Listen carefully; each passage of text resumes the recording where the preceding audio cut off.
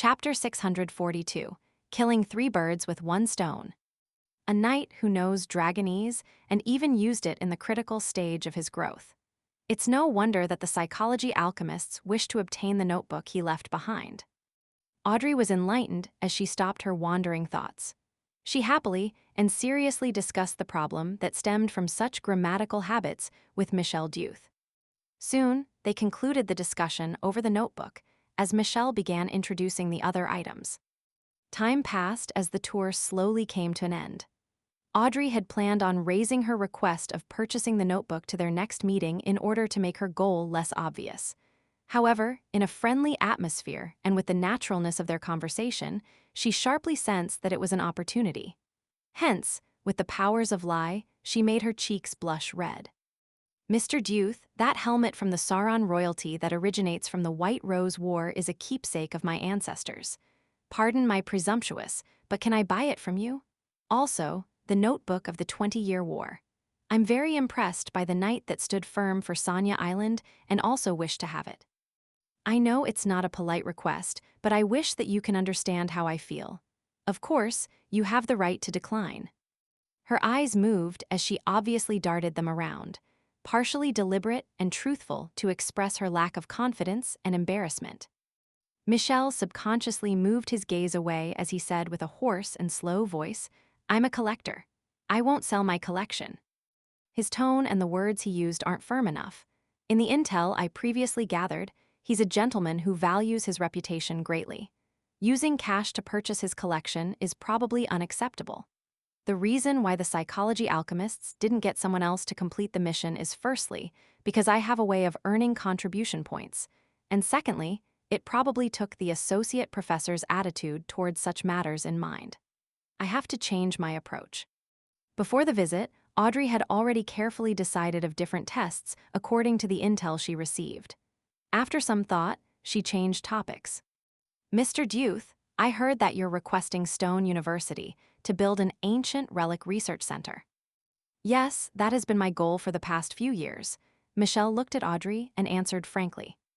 Audrey smiled faintly and said, I'm very interested in the research in this area. I also feel a deep respect for you and hope to see your wish fulfilled.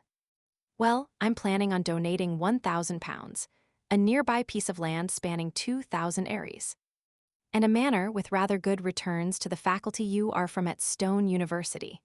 I hope to have a non-profit basic relic search and preservation foundation set up. I know it's not a lot, but I will drum up support from the ladies and gentlemen I know in order to get them to make a certain amount of contributions. Mr. Duth, I think you're the most professional relic collector and researcher I know.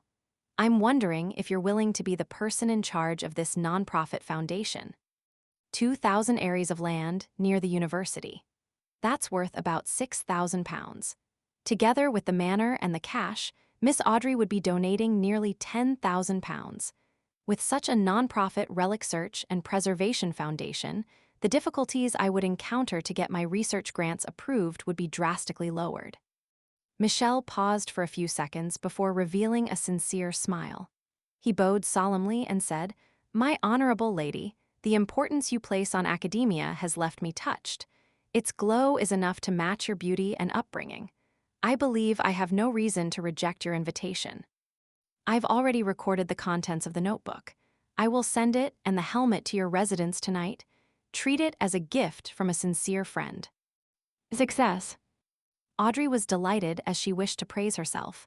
However, she appeared reserved and indifferent. She didn't do anything that was improper. It's my honor, she said earnestly. Although the two items were definitely not worth £10,000, it wouldn't result in any loss on her part. In her plans, this suggestion contained 3 important goals, which yielded 3 returns. The first goal was naturally to obtain the item and complete the mission. She would then successfully obtain the hypnotist potion formula from the psychology alchemists. The second goal was to enhance her prestige, standing, and image via donating to academic research and the preservation of ancient relics.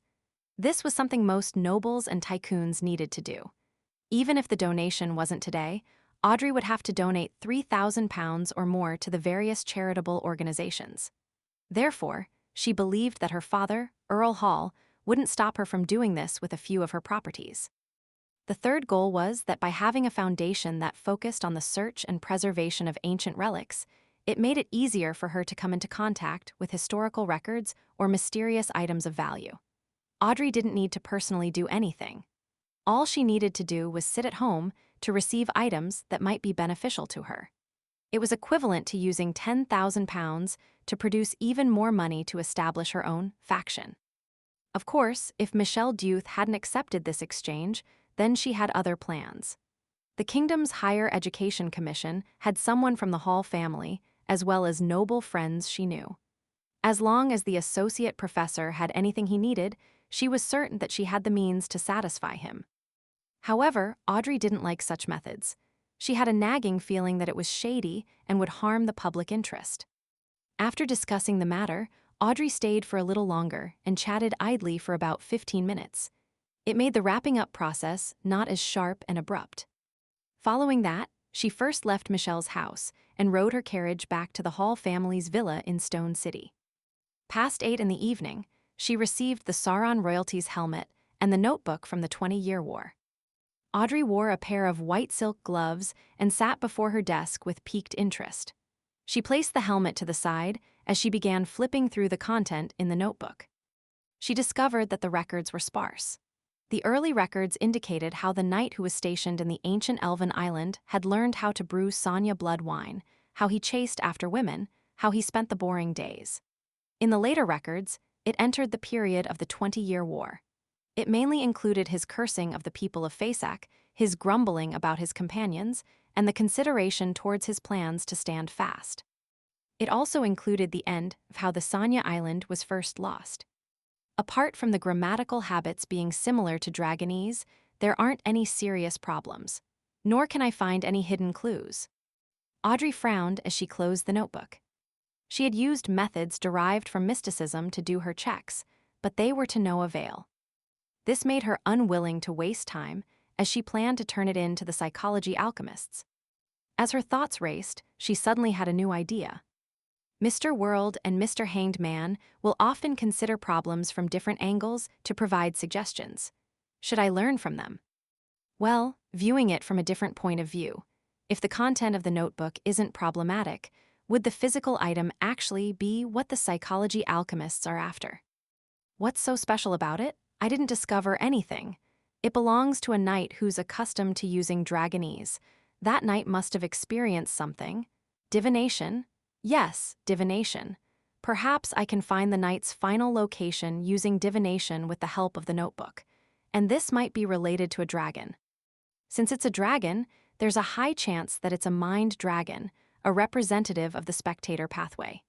Clues involving it would indeed be something the psychology alchemists will pay close attention to. Audrey, that's some nice thinking.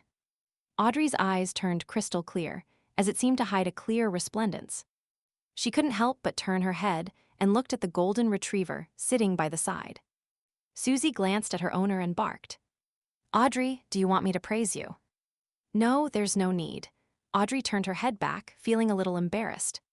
Then she discovered an important question. She wasn't able to divine things herself, or it could be said that the revelation that she received from divination would be highly inaccurate. There's no way to confirm it. No, I can seek Mr. Fool's help. A secret deed ritual. It can only be performed on my body and not towards an external object. Artificial sleepwalking. It's similar to secret deed rituals, so it wouldn't do as well. Sacrifice it to Mr. Fool and get him to do the divination before bestowing it back to me? No, that won't work. It will appear rather disrespectful. He isn't my father or teacher, but a real god. Using such a method is way too casual and somewhat sacrilegious. Audrey's thoughts slowly went from Mr. Fool to divination. Although she was rather incapable of divination, she had a certain level of understanding in the corresponding knowledge. She soon locked onto a particular method of divination. It was to seek the help of a third party's strength, an unknown or mysterious existence, via a certain ritual. The most classic example of such a method was magic mirror divination. Yes, it's indeed very dangerous, but the danger stems from the possibility that the target is filled with malice or one that can cause a person to break down immediately. but I don't have such worries. I can seek Mr. Fool's help. Audrey blinked and held down her agitation as she said to the golden retriever, Susie, guard the door outside. I will use a mysticism method to study this notebook. Didn't you use them before? Susie asked, puzzled. She's getting harder to fool. Audrey's eyes darted around as she said confidently, I plan on using magic mirror divination. Don't worry, I'll make the plea to a safe existence. All right, Susie determined that Audrey was speaking the truth. She took a few steps before turning around to exhort her. Audrey, you need to be careful about being possessed by a mysterious existence. I know, Audrey replied without feeling worried at all. From her point of view, if Mr. Fool really wanted to do something to her, he had countless opportunities in the past. There was no reason for him to wait until this day. After Susie opened and closed the door by herself and went out, Audrey sat in front of her desk and recited the honorific name of the Fool to request the use of magic mirror divination. After a while, Klein, who was on the future, went to the bathroom and headed above the gray fog. There, he heard Miss Justice's prayer. That can be done, that's right. As a mysterious and unknown existence, I can be the third force in a magic mirror divination. Klein allowed it while feeling amused. Audrey immediately picked up the notebook, sat in front of the dresser, and lit a candle while facing the mirror. Author's note: 1 is 100 square meters. In the late Victorian era, land in the suburbs was approximately 130 pounds per acre. Converting to Aries, it's about 2 pounds and 10 shillings to 3 pounds and 5 shillings per hour. Well, that's excluding London. Of course, this might not be too accurate. I did an inference from the overall cost of the land purchase and building a house and subtracted the cost of building a house from the information from that era.